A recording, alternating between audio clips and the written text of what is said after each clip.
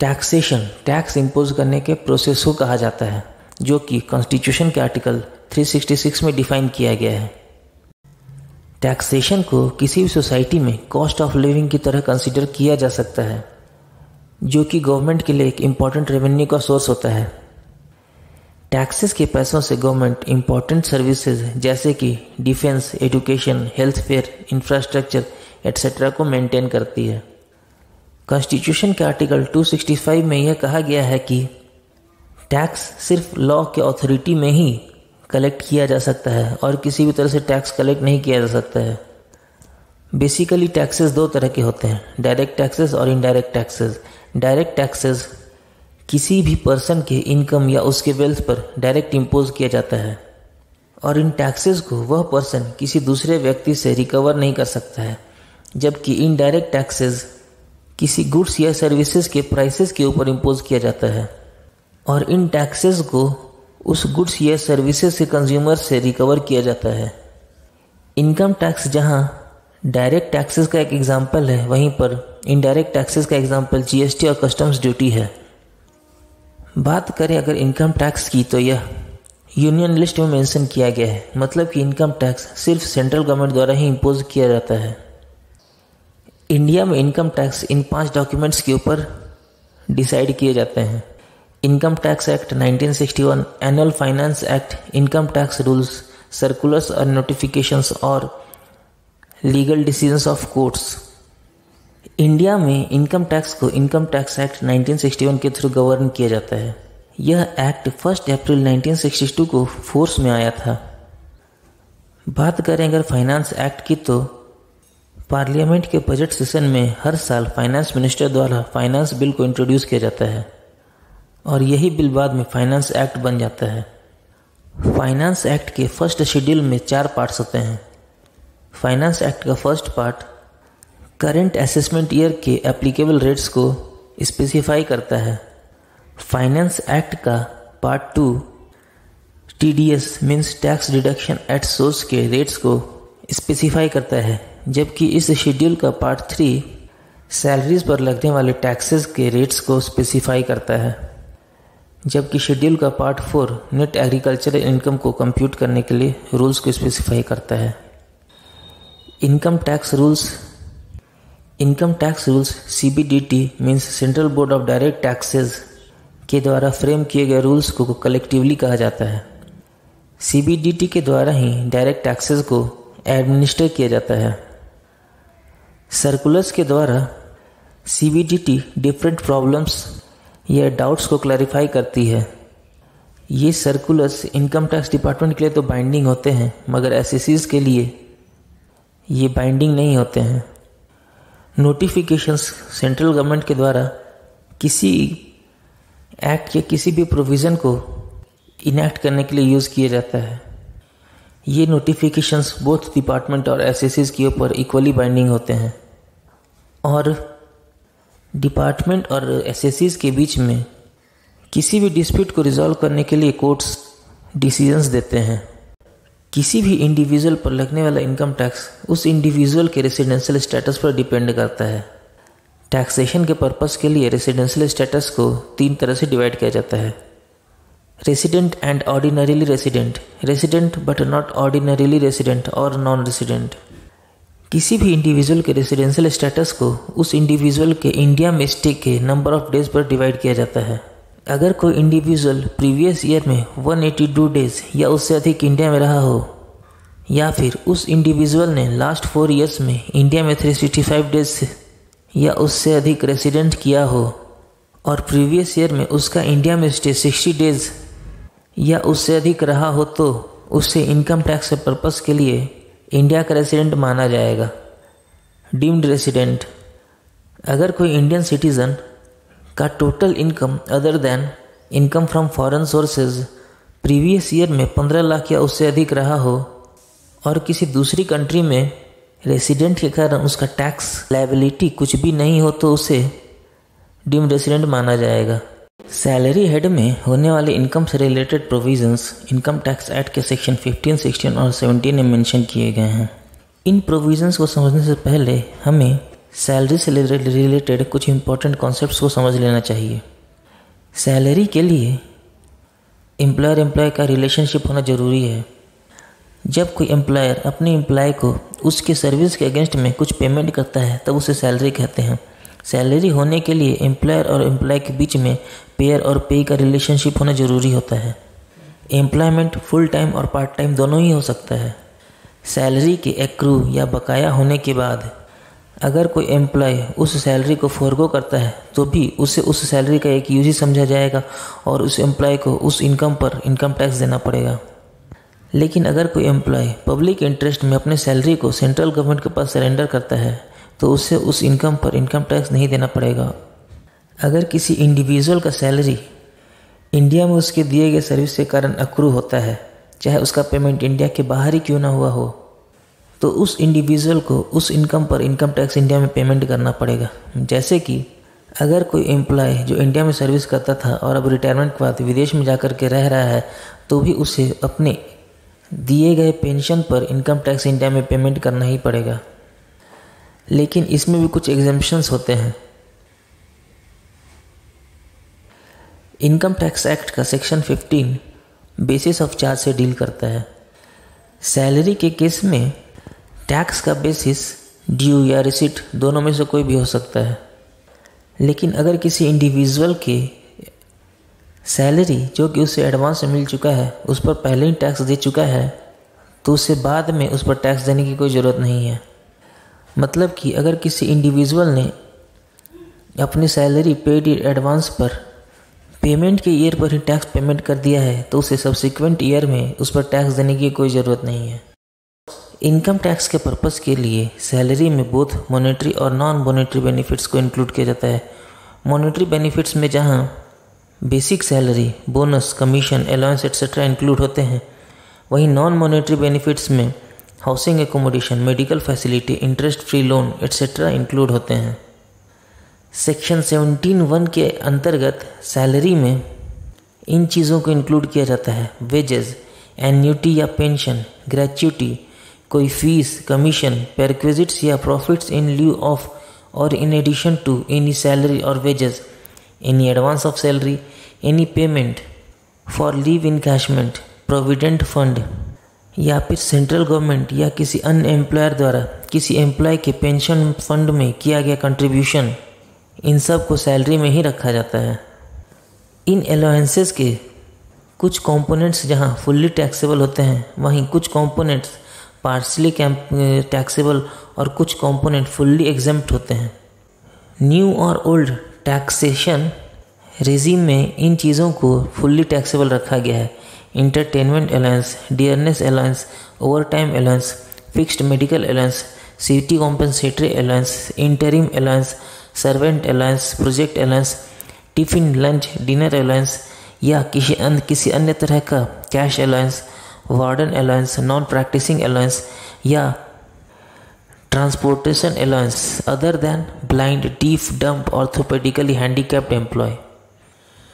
जबकि कुछ अलाउंस जो दोनों ही टैक्स रिजीम्स में पार्टली एग्जेम्प्ट होते हैं उसमें ट्रैवलिंग अलाउंस, डेली अलाउंस और कन्वेंस अलाउंस इंक्लूड होते हैं।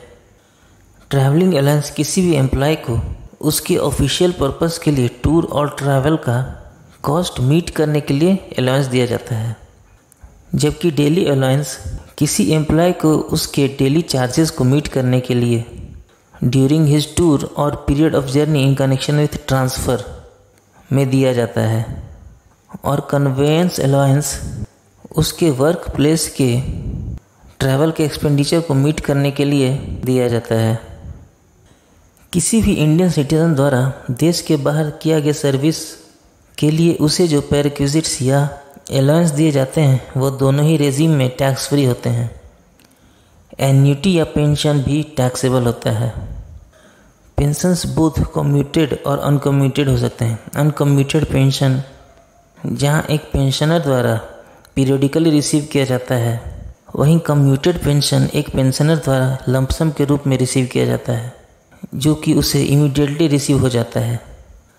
अनकम्यूटेड पेंशन जहां फुल्ली टैक्सेबल होता है, वहीं कम्यूटेड पेंशन सर्टेन केसेस में टैक्सेबल होता है और सर्टेन केसेस में एग्जेम्प्ट होता है। ग्रेच्युटी, किसी एम्प्लॉय के सर्विस पीरियड में मिलने वाला ग्रेच्युटी जहाँ फुल्ली टैक्सेबल होता है, वहीं रिटायरमेंट और डेथ के टाइम मिलने वाला ग्रेच्युटी सर्टेन केसेस में टैक्स एग्जेम्प्ट होते हैं और सर्टेन केसेस में टैक्सेबल होते हैं। ग्रेच्युटी एक एम्प्लॉयर द्वारा अपने एम्प्लॉय को सर्विस एप्रिसिएशन के रूप में दिया जाने वाला एक वॉलंटरी पेमेंट होता है। लीव इनकैशमेंट, लीव इनकैशमेंट भी सर्विस पीरियड में अगर रिसीव होता है एक एम्प्लॉय द्वारा तो फुल्ली टैक्सेबल होता है, जबकि रिटायरमेंट और सुपर एन्युएशन या अदरवाइज रिसीव होने पर लीव इनकैशमेंट सर्टेन केसेस में जहां टैक्सेबल होते हैं वहां सर्टेन केसेस में नॉन टैक्सेबल भी होते हैं। Profit in leave of salary या सैलरी के बदले मिलने वाला प्रॉफिट भी एक एम्प्लॉय का सैलरी ही माना जाता है, जिसमें इन चीज़ों को इंक्लूड किया जाता है। एम्प्लॉयमेंट के टर्मिनेशन पे मिलने वाला कॉम्पेंसेशन, एम्प्लॉयमेंट के टर्म्स एंड कंडीशंस के मॉडिफिकेशन पे मिलने वाला compensation, payment from provident fund और एनी अदर फंड और किसी एम्प्लॉय को लमसम मिलने वाला एक पेमेंट। परक्विजिट्स, किसी भी एम्प्लॉय को मिलने वाले एक्स्ट्रा बेनिफिट्स को परक्विजिट्स कहा जाता है। यह भी सैलरी का ही पार्ट होता है और टैक्सेबल होता है। ये परक्विजिट्स भी सर्टेन केसेस में जहाँ फुल्ली टैक्सेबल होते हैं वहीं सर्टेन केसेस में टैक्स फ्री या पार्टली टैक्सेबल भी होते हैं। परक्विजिट्स फुल्ली टैक्सेबल इन केसेस में होते हैं। Rent free accommodation, concession in rent, किसी एम्प्लॉय के ऑब्लिगेशन का एम्प्लॉयर द्वारा पेमेंट, एम्प्लॉयर द्वारा एम्प्लॉय के पेंशन फंड में किया गया पेमेंट, जबकि इन परक्विजिट्स को टैक्स फ्री माना जाता है।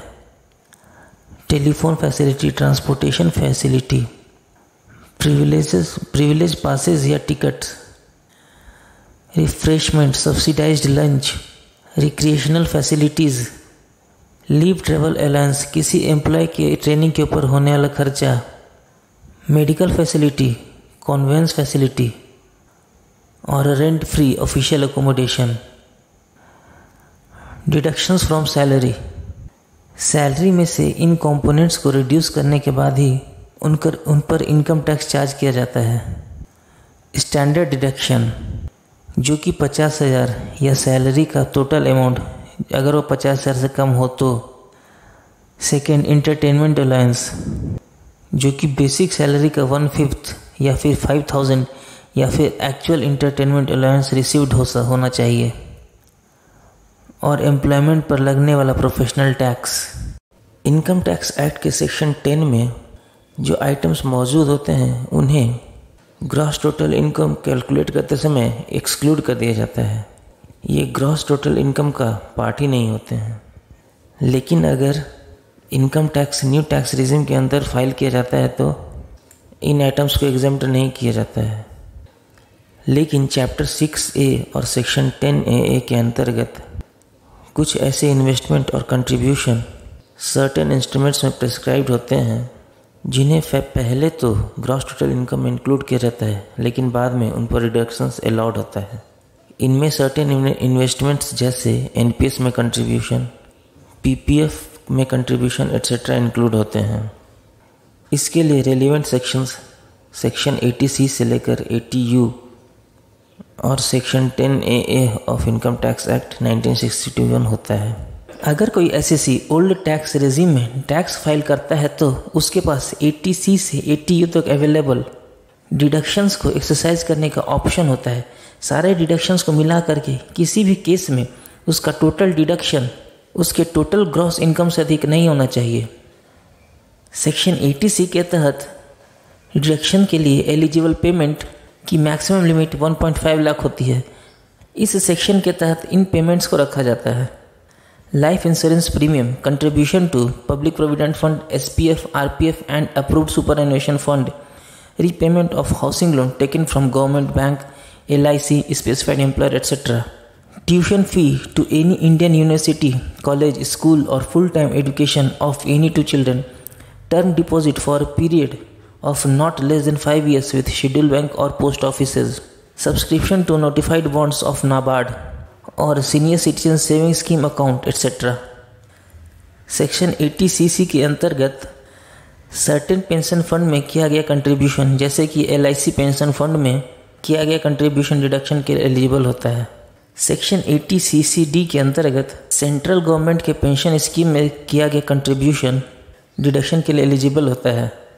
एक सैलरीड पर्सन के केस में यह डिडक्शन 10% तक परमिसिबल होता है, जबकि एक सेल्फ एम्प्लॉयड पर्सन के केस में यह 20% तक एलिजिबल होता है। 50,000 रुपये तक का फर्दर डिडक्शन 80cc(d)(1)(b) के अंतर्गत अवेलेबल होता है। एम्प्लॉयर द्वारा किया गया पूरा कंट्रीब्यूशन सैलरी में इंक्लूडेड होता है। As per section 80cc(e), maximum permissible deductions including deductions under section 80C, 80cc(c) and 80cc(d)(1) 1.5 lakh से अधिक नहीं होना चाहिए। हाउएवर सेक्शन 80cc(d)(2) के अंतर्गत और सेक्शन 80cc(d)(1)(b) के अंतर्गत किया गया डिडक्शन इस लिमिट में इंक्लूड नहीं होता है। सेक्शन 80cc(d)(2) के अंतर्गत एम्प्लॉयज़ कंट्रीब्यूशन के ऊपर किया गया टोटल डिडक्शन 14% ऑफ सैलरी से अधिक नहीं होना चाहिए। अगर एम्प्लॉयर स्टेट गवर्नमेंट या सेंट्रल गवर्नमेंट हो तो, और दूसरे केसेस में यह परसेंटेज 10% तक लिमिटेड रहती है। जबकि सेक्शन 80cc(d)(1)(b) के अंतर्गत एडिशनल 50,000 रुपये का डिडक्शन अवेलेबल होता है। सेक्शन 80cc(h) के अंतर्गत contribution to Agniveer corpus fund में किया गया कंट्रीब्यूशन आता है। सेक्शन 80D के अंतर्गत मेडिकल इंश्योरेंस प्रीमियम पर डिडक्शन अवेलेबल होता है। सेक्शन 80DD के अंतर्गत एक डिसेबल्ड डिपेंडेंट के मेंटेनेंस इंक्लूडिंग मेडिकल ट्रीटमेंट पर डिडक्शन अवेलेबल होता है। इसमें फ्लैट डिडक्शन 75,000 तक और सीवियर डिसेबिलिटी केस में 1,25,000 तक डिडक्शन अवेलेबल होता है। सेक्शन 80DDB के अंतर्गत स्पेसिफाइड डिजीज़ और एलिमेंट्स के ट्रीटमेंट के केस में मेडिकल ट्रीटमेंट के लिए डिडक्शन अवेलेबल होता है। सेक्शन 80E के अंतर्गत हायर एजुकेशन के लिए लिए गए लोन के ऊपर इंटरेस्ट पेमेंट किए जाने पर डिडक्शन अवेलेबल होता है। सेक्शन 80EE के अंतर्गत किसी financial institution including bank, housing finance company etcetera से रेसिडेंशियल हाउस प्रॉपर्टी को एक्वायर करने के लिए लिए गए लोन के ऊपर इंटरेस्ट के पेमेंट पर भी डिडक्शन अवेलेबल होता है। इसमें 50,000 रुपये तक का डिडक्शन अवेलेबल होता है। सेक्शन 80G के अंतर्गत सर्टेन फंड्स चैरिटेबल इंस्टीट्यूशंस को किए गए डोनेशंस पर भी डिडक्शन अलाउड होता है। ये डिडक्शन 4 तरह के होते हैं। 100% of amount donated without qualifying limit, 50% of amount donated without qualifying limit, 100% deduction of amount donated subject to qualifying limit और 50% of amount donated subject to qualifying limit. Section 80GG के अंतर्गत rent paid for residential accommodation पर भी deduction available होता है। यह इनमें से लिस्ट होना चाहिए 25% ऑफ टोटल इनकम, या फिर rent paid -10% of total income, या फिर 5,000 पर मंथ।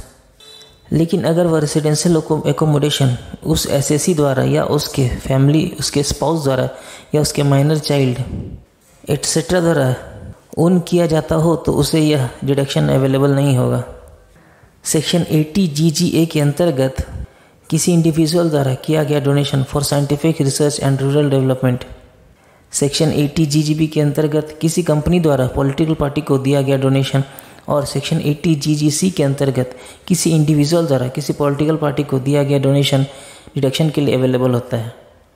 इनके अलावा सेक्शन 80JJAA में न्यू एम्प्लॉयज़ के एम्प्लॉयमेंट पर डिडक्शन अवेलेबल होता है। सेक्शन 80QQB के अंतर्गत सर्टेन बुक्स के ऑथर्स को रॉयल्टी इनकम पर डिडक्शन अवेलेबल होता है। सेक्शन 80RRB के अंतर्गत रॉयल्टी ऑन पेटेंट्स पर डिडक्शन अवेलेबल होता है। सेक्शन 80TTB के अंतर्गत सेविंग्स अकाउंट पर डिपॉजिट के ऊपर मिलने वाले इंटरेस्ट के ऊपर 10,000 रुपये तक का डिडक्शन अवेलेबल होता है। जबकि सेक्शन TTB के अंतर्गत interest on deposits both fixed deposit and savings account में 50,000 तक का डिडक्शन परमिसिबल होता है। सेक्शन 80U के अंतर्गत पर्सन विद डिसेबिलिटी को डिडक्शन अवेलेबल होता है। इसमें फ्लैट डिडक्शन 75,000 तक का और इन केस ऑफ सीवियर डिसेबिलिटी 1,25,000 तक का डिडक्शन परमिसिबल होता है। सेक्शन 10AA के अंतर्गत सर्टेन एक्सपोर्टेबल आइटम्स पर प्रॉफिट्स में डिडक्शन अवेलेबल होता है। अब हम न्यू टैक्स रेजिम के बारे में कुछ इंपॉर्टेंट फैक्ट्स देख लेते हैं। बजट 2020 में सेक्शन 115 BAC के तहत न्यू रेजिम को इंट्रोड्यूस किया गया, जिसके तहत एक इंडिविजुअल और हिंदू अनडिवाइडेड फैमिली यानी HUF टैक्स पेयर के पास कम इंटरेस्ट पर टैक्स पेमेंट करने का एक ऑप्शन दिया गया। New tax regime financial year 2020-21 या फिर असेसमेंट ईयर 2021-22 से इंट्रोड्यूस किया गया। न्यू टैक्स रेजिम के तहत इन मेजर एग्जेम्पशंस या डिडक्शंस को अब क्लेम नहीं किया जा सकता।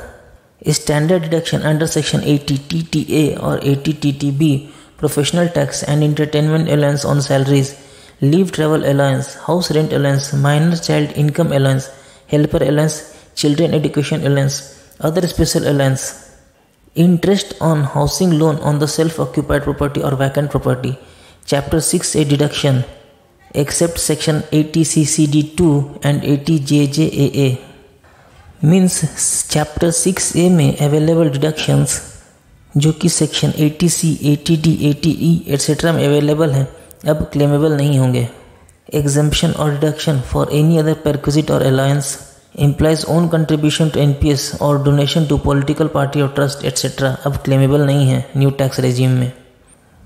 जबकि न्यू टैक्स रेजिम में इन एग्जेम्पशन और डिडक्शंस को अभी भी अवेलेबल रखा गया है।